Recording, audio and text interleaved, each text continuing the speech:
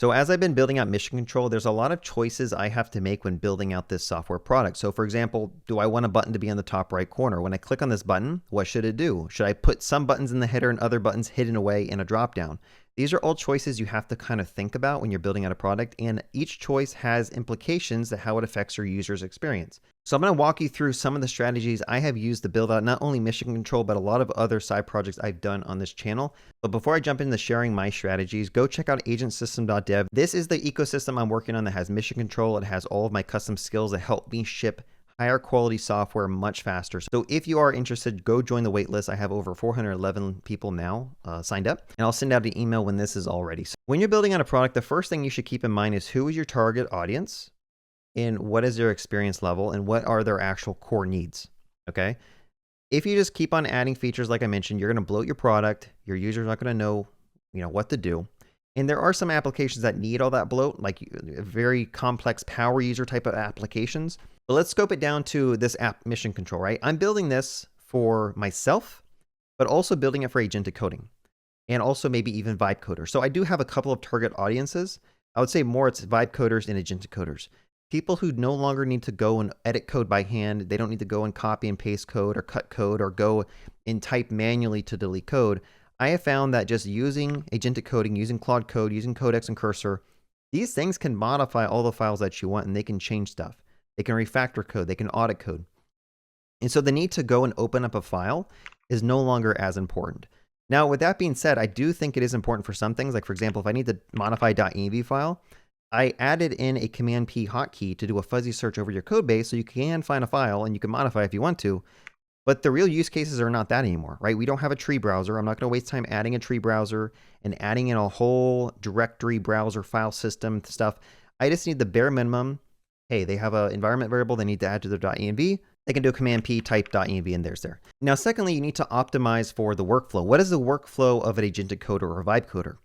It's typically, I need to load up a new session, like clear the context window. I need to type in a prompt and add in something. Can you add in this feature that allows me to export all my previous session histories to a CSV file? Something like that. Then they would kick that off. They would let it run. Maybe they'll come back through a couple of times. And while it's running, this could be a long running task. Maybe they want to go ahead and just kick off another one. So again, Command-Shift-D is going to make a completely new session over here. I can then prompt that off and ask it to add more stuff. And so as these sessions are running, we can basically quickly collapse that. We can see which ones we haven't yet kicked off, which ones are asking for user input, which ones are running. At a high level, we know exactly what we need to add in. Okay, these are the things I'm trying to optimize for. I'm also trying to add hotkeys for everything, right? I should be able to quickly switch over to a different project by doing a Command 2 or Command 3, Command 1.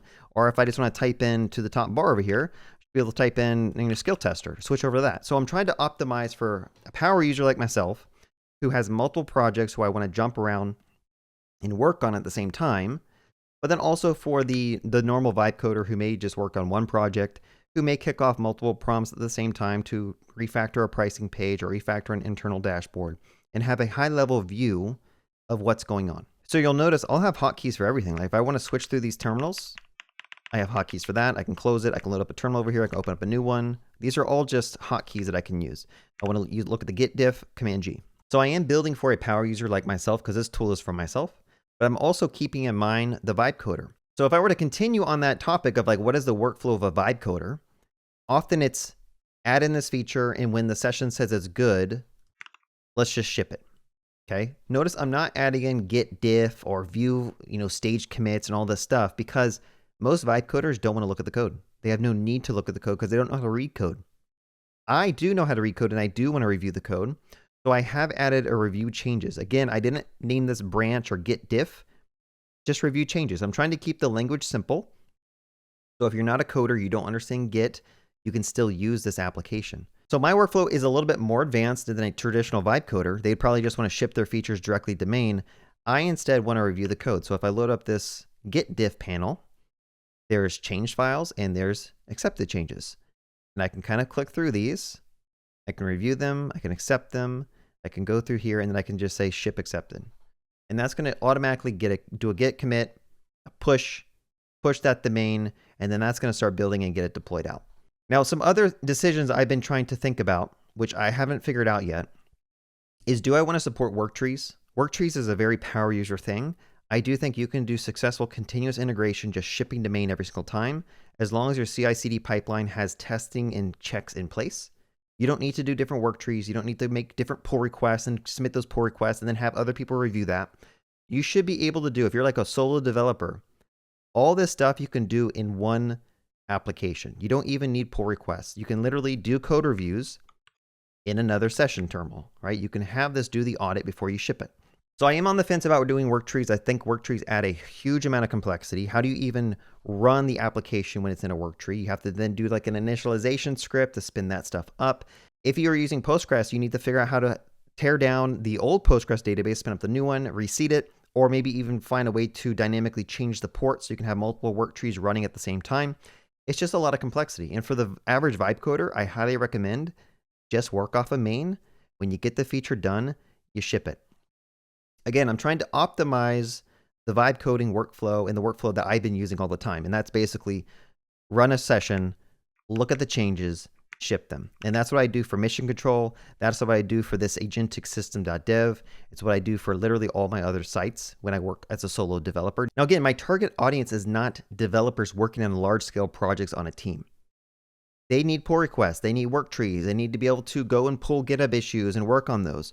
So I've decided not to add those features and functionality to my application because, again, we have the Claude Code instance. If you need to work on a pull request, I can say pull request, this has errors, please pull and fix. That's how you can basically prompt with mission control still to do that power user stuff. And it's all basically going to rely on the Claude Code session or the Codex session to do that work for you. And I have skills that are already shipped with mission control that kind of do this stuff. Like I have one called fix PR tests. I have one called review is built into Claude Code as it is. There's open pull requests. So after I'm done doing these changes, I can open a pull request that's going to check out a new branch. It's going to do a push, and then it's going to give me the link to the pull request. You have the flexibility to do the power user stuff, but I don't want to add it into my core offering of this product because I think it just adds complexity, and it's just another thing that my users are going to be confused about. So let's talk about another thing. So another use case that I'm optimizing for is multi-project workflows. So I have a bunch of different projects, as you can tell, and often I want to just at a high level, I want to go to my mission control dashboard and I want to see what things I'm working on. And some days I'll decide, you know what, I want to work on the launch kit, the academy, and the waiting list. Other days I'll be like, you know what, I actually don't want to work on these things.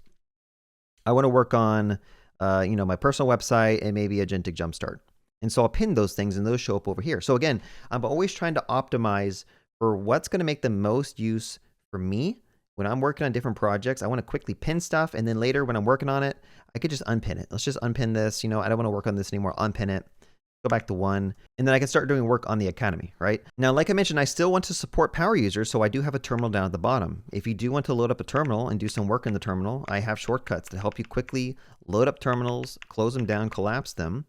But the reason I added that in is because I want users to be able to host their application quickly. So for Academy, if I want to launch this locally, command period loads it up. That does a pm dev. It's running port 3002, and I can go to that, and there you go. That's loading. So let's try to load up another one. I'll do the mailing list.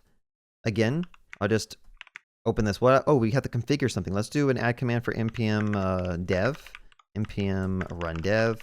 We'll save that, and then I'm going to go ahead and just load that one up too. And now we have this application running on 3003. I'm going to pin it. I do want to work on this. And now I can quickly switch back to this project. I can click it, loads up my browser. Go back, click it, loads up my browser. So I'm optimizing for building out for me as a power user who does a bunch of web development on different projects, not only on my side projects, but also at work. At work, we have many different projects that I have to kind of maintain and add features to and tweak. And doing this type of thing is like, I'm trying to optimize for that path, right? Now at this point, this application is basically 90% of what I need. I'm still using it daily. I'm still trying to tweak it and make sure that it doesn't have bugs. And there's some things that I often look at it. I'm like, why do we show the path to the directory? Is this even necessary? Why do we show the branch name? Is that something that's even necessary for a vibe coder or me? If I'm always working off a main, it should be obvious. But sometimes you do run off a command, like I mentioned, to do something in a work tree. If you do want to do like this power user play of spin off a work tree and do this work and then create a pull request, you want to make sure that you don't accidentally check out the work tree, because sometimes these tools like Claude Code, they may change your current branch and then you may not know about it. And so at least having a way to know what branch I'm on at a high level, maybe that could be useful. Maybe it should be added in the header. It was in the header at some point, right? I had a bunch of different things in the header, and then I slowly started removing them when I realized I didn't use them. A good strategy you should follow, if it's something that a user actually clicks on during their daily session multiple times, it should be always displayed. It should be in a header somewhere. Reviewing changes is something I do all the time when code is done being added by Claude Code. Shipping it to main is something I do all the time. Launching and loading up the browser to the application to test it while I switch between projects is something I do all the time. Everything else, like opening GitHub, configuring the launch commands, editing the project, removing the project, revealing in Finder, these are things I don't do often, if any. I barely even click these buttons. Once I add the project, it basically sits there forever. And then, if I need to unlink it, I can do it later on. I think these are the decisions you need to think about. And although we have code to help us move extremely fast, it doesn't matter if the things you're shipping do not make sense to a user and don't add direct value to a user. All right, that's about it. If you guys have a comment on your approaches to building out a well-designed application, let me know in the comments. Is Mission Control the perfect application for every single developer and vibe coder? Absolutely not. But am I trying to make it the perfect application for me? Yes. And I know there's other developers out there who probably want to use the same workflows that I'm using. And so that's why I'm kind of doing the strategies that I'm doing in this application. But if you guys are interested in using Mission Control, go to agentsystem.dev and join the waitlist. I will be releasing this as a package, including my skills, soon when this is all polished and ready, and then you guys can have access to it and start shipping with it as well. Have a good day. Happy coding.